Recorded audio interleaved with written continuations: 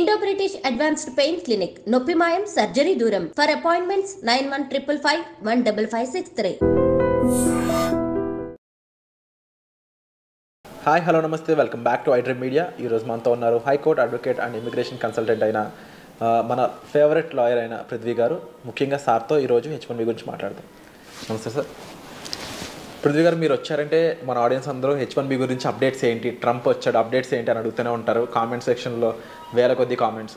ఇప్పుడు ప్రస్తుతం అడుగుతున్న కామెంట్స్ ఏంటి అంటే, పృథ్వీ గారిని అడగండి, అసలు ఎంతమంది H1B మీద వెళ్తూ ఉంటారు, వెళ్ళిన వాళ్ళు ఎంతమందికి H1B వీసా అప్రూవల్ అవుతుంది, తర్వాత గ్రీన్ కార్డ్ ప్రొసెసర్ ఏంటి, దీని ఓవరాల్ విషయం మీద మాకు ఒక క్లారిటీ ఇస్తారని అడుగుతున్నారు. మీరేం చెప్తారు? విరాట్, ఇక్కడ మనకి ఇమిగ్రెంట్స్ అండ్ మైగ్రెంట్స్,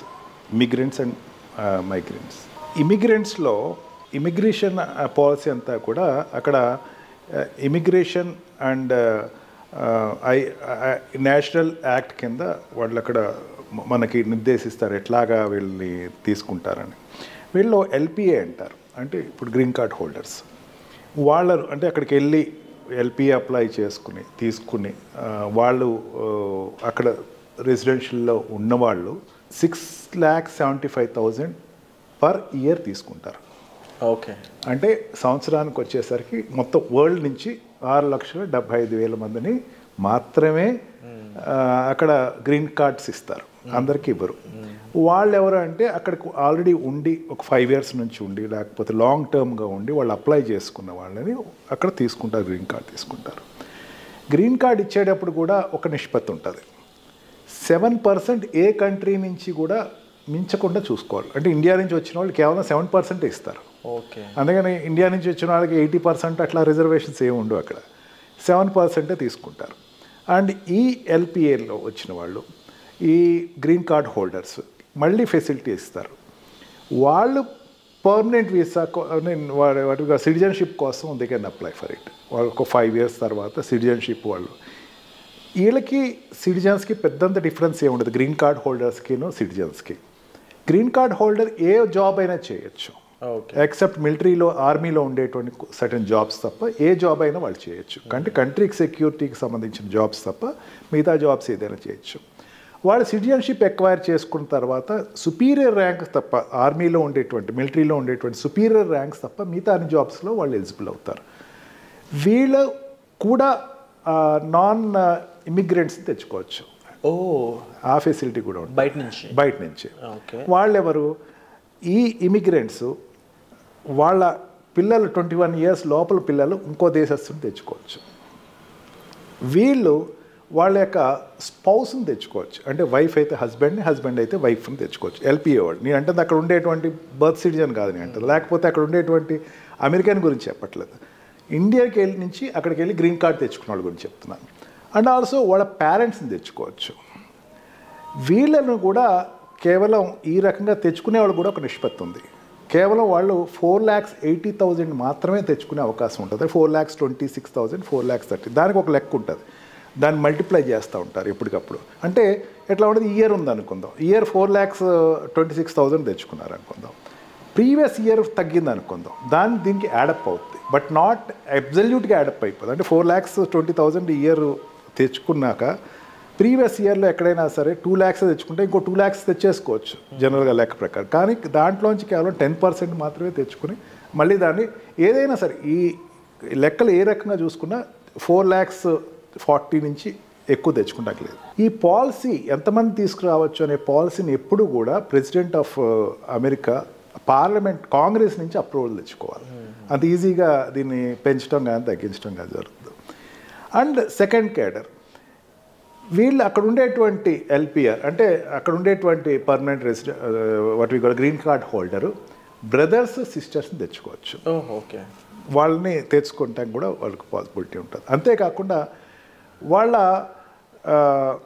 కొడుకు వైఫ్ని కానీ కూతురు హస్బెండ్ కూడా తెచ్చుకోవచ్చు. అక్కడ మనం సినిమాలో కూడా చూపిస్తారు, గ్రీన్ హస్బెండ్ వైఫ్ని గ్రీన్ కార్డ్ మీద తీసుకెళ్లారు, అవును అలా అని చెప్పేసి. బట్ బ్రదర్ అండ్ సిస్టర్ కానీ సిస్టర్ అండ్ బ్రదర్కి అది ఎలా వర్కౌట్ అవుతుంది? ఏ అగ్రిమెంట్ అని చూపించాల్సి ఉంటుంది? అలాంటి అగ్రిమెంట్ పారామౌంట్స్ ఏం లేదు. వాళ్ళు they want to live, I want to have time with them, I want to stay with them because they have no other residence. నా వాళ్ళకి ఏమీ లేదు అక్కడ, life long life long green card LPR కింద అక్కడ తీసుకొచ్చి టెంపరీగా తీసుకొచ్చుకుంటారు. తర్వాత వాళ్ళకి ఆటోమేటిక్గా గ్రీన్ కార్డ్ వస్తుంది. బట్ దే కెన్ బ్రింగ్, వాళ్ళు కూడా తెచ్చుకోవచ్చు. అంటే కాకపోతే ఇక్కడ ఉన్న స్థితిలో ఉన్న వాళ్ళకి ఏం పర్మిట్ చేయరు. కాకపోతే ఏంటంటే వాళ్ళకి మేము తప్ప ఎవరు లేరు అని చెప్పేసి చూపించాల్సి వస్తుంది. అదేవిధంగా ఓల్డ్ ఏజ్ పేరెంట్స్ వాళ్ళ పిల్లల్ని తెచ్చుకోవచ్చు. ఓకే, ఈ పారామీటర్స్ వీళ్ళ వరకు అలౌ చేస్తారు. వీళ్ళ వరకు ఈవెన్ అక్కడ ఉండేటువంటి సిటిజనే కాదు, ఈవెన్ గ్రీన్ కార్డ్ హోల్డర్ కూడా వాళ్ళు తెచ్చుకోవచ్చు. ఈ రకంగా తీసుకొచ్చే వాళ్ళకి కేవలం 4,40,000 4,26,000 వరకు మాత్రమే తెచ్చుకోవడానికి అవకాశం ఉంటుంది. And also 7% ratio. 7% అనేది యూనివర్సలిక్ రేషియో. అందుకే అక్కడ గ్రీన్ కార్డ్కి వెళ్ళేటప్పుడు లాట్ సిస్టమ్ తీస్తారు. 7% అన్నప్పుడు ఏమవుతుంది, ఈ 6 lakh ఫర్ ఎగ్జాంపుల్ గ్రీన్ కార్డులోకి అప్లై చేసిన వాళ్ళు ఉందాం, 6,75,000 తెచ్చుకోవాలనుకుందాం అండి. 6,07,000 తెచ్చుకునేటప్పుడు ఏముంది అంటే అక్కడ ఉండేటువంటి పర్మనెంట్ రెసిడెంట్కి అప్లై చేసుకునేవాళ్ళు, ఈ జాబ్ రీచ్ వెళ్ళిన వాళ్ళు, H1B వీసా మీద వెళ్ళిన వాళ్ళు, లేకపోతే L1 వీసా మీద వెళ్ళిన వాళ్ళు అక్కడ ఉండిపోయి వాళ్ళు వీసాలు అప్లై చేసేటప్పుడు గ్రీన్ కార్డ్ 5 years తర్వాత అప్లై చేస్తారు. వాళ్ళు అక్కడ పర్మనెంట్గా 5 years కంటిన్యూగా ఉన్నవాళ్ళు అప్లై చేస్తారు. ఈ అప్లై చేసిన వాళ్ళకి లాట్ సిస్టమ్ పెడతారు. లాట్ సిస్టమ్ అంటే 6 lakhs అనేసరికి దగ్గర ఒక 20 to 30 lakhs అప్లై చేస్తారు అన్ని కంట్రీస్ కలిపి. దాంట్లో మళ్ళీ నిష్పత్తిలో ఏ కంట్రీ నిష్పత్తిలో దాంట్లో లాట్ తీస్తారు. లాట్ తీసి ఆ 7% ఆఫ్ ఏ కంట్రీ మాత్రమే అక్కడ ఇస్తారు. ఇప్పుడున్న ట్రంప్ స్టూడెంట్స్కి చాలా వెల్కమింగ్ పాలసీసే చెప్పాడు.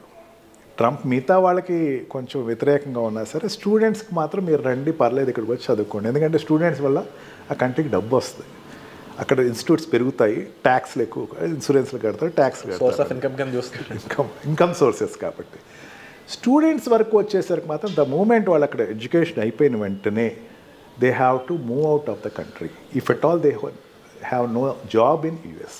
జాబ్ సంపాదించుకోలేకపోతే definitely they have to move off. అక్కడ మళ్ళీ అందుకని అక్కడ ఇంటర్వ్యూస్ అటెండ్ అవుతారు. క్యాంపస్ సెలెక్షన్ అనేది ఇండియాలో పెద్దంత ఇంపార్టెంట్ కాదు, కానీ అక్కడ క్యాంపస్ సెలెక్షన్ అనేది చాలా ఇంపార్టెంట్. లేకపోతే వాడు మళ్ళీ ఇండియా వచ్చేసి ఇక్కడి నుంచి అప్లై చేసుకుంటాడు. ఇక్కడికి వచ్చేసేసి ఇక్కడి నుంచి మళ్ళీ వాళ్ళకి రూట్స్ తెలుస్తాయి, అంటే ఎక్కడెక్కడ పాకెట్స్ ఉన్నాయి, ఎక్కడెక్కడ నా జాబ్ ప్లేస్మెంట్స్ ఉన్నాయి అన్నది వాళ్ళు ఎప్పుడు వెరిఫై చేసుకుంటూ ఉంటారు. ఇక్కడ ఇండియాకి వచ్చి వాళ్ళు అప్లై చేసుకుని H1B వీసా మీద వాళ్ళు ఎక్కడ వెళ్ళటం జరుగుతుంది. ఈ రకంగా it's a not open door, అందరికీ వచ్చేసేసేయండి, ఎంతమంది పడితే అంతమంది లక్షలు వచ్చేసేసేయండి అని చెప్పడానికి ఏం లేదు. There is a certain particular number which is in entry and exit from the country. 100% sir. And ముఖ్యంగా మీరు చెప్పిన వాటిలో ఇప్పటివరకు ఇంతమంది మాత్రమే స్కోప్ ఉందా, అందులో కూడా మళ్ళీ కంట్రీ ఓవరాల్ పర్సంటేజ్ మీద 7%ఏనా అనే విషయాలు కానీ, లేకపోతే నాకు ఇప్పటివరకు టు బీ ఫ్రాంక్ ఈ రిలేషన్షిప్ గ్రీన్ కార్డ్ ఉన్న వాళ్ళు ఎవరైనా తీసుకెళ్తున్నారంటే ఓన్లీ హస్బెండ్ అండ్ వైఫ్ ఈ కాన్సెప్ట్ విన్నాను తప్ప పేరెంట్స్ని కానీ బ్రదర్స్ అండ్ సిస్టర్స్ని కానీ అండ్ వీళ్ళు తీసుకెళ్ళొచ్చి వీళ్ళకి ఎవరు లేని సిచ్యువేషన్స్లో అనేది ఇలాంటి కొత్త పాయింట్స్ అన్ని కూడా మా ముందుకు తీసుకొచ్చినందుకు thank you so much sir. Thank you. And H1Bకి సంబంధించినటువంటి డీటెయిల్స్ మీరు కావాలనుకున్నా సరే మీరు డిస్ప్లే అవుతున్న నెంబర్స్ కాల్ చేసి సార్ని మీట్ అవ్వచ్చు. Thank you so much.